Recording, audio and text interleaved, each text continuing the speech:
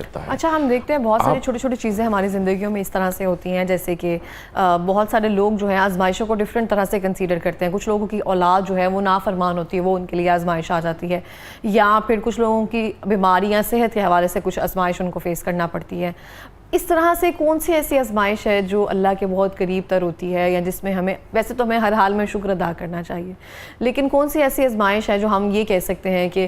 بہت سارے لوگ اس بات کو پوائنٹ آؤٹ کرتے ہیں نا، کسی گناہ کے اس میں ملی ہوگی ہمیں، تو یہ کیسے ہم جان سکتے ہیں؟ یہ ایک حقیقت ہے کہ ہماری اکثر جو آزمائش اور تکالیف ہوتی ہیں وہ ہمارے اپنے گناہوں کی وجہ سے ہوتی ہیں۔ اللہ تعالیٰ قرآن پاک میں فرماتا ہے وَمَا أَصَابَكُم مِّن مُّصِيبَةٍ فَبِمَا كَسَبَتْ أَيْدِيكُمْ وَيَعْفُو عَن كَثِيرٍ۔ فرمایا کہ تمہیں جو مصیبت پہنچ رہی ہے وہ تمہارے اپنے ہاتھوں کی وجہ سے، اپنے اعمال کی وجہ سے، لیکن اللہ رحیم ہے، کریم ہے، وہ فرماتا ہے کہ میں تمہیں ہر تمہارے گناہ پہ نہیں پکڑ کرتا، وَيَعْفُو عَن كَثِيرٍ، اکثر میں تو میں تمہیں چھوڑ دیتا ہوں۔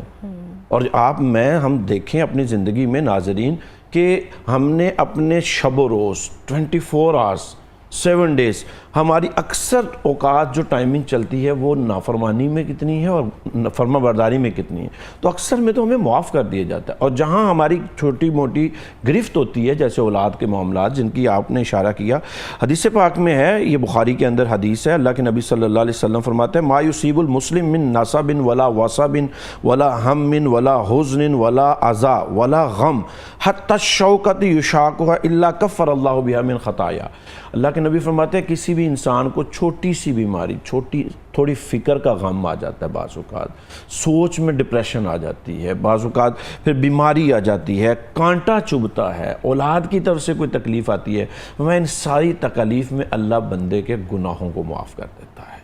اور یہ اس صورت میں ہوتا ہے کہ اگر بندہ اس مصیبت پہ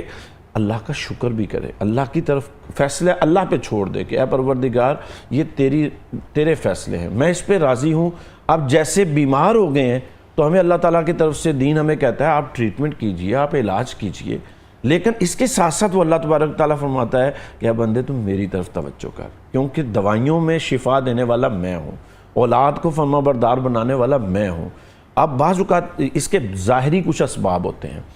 جیسے ہم بیماری کی وجہ سے کبھی ہم زیادہ کھا لیتے ہیں یا غلط کھا لیتے ہیں تو پھر ہم بیمار ہو جاتے ہیں، تو اس میں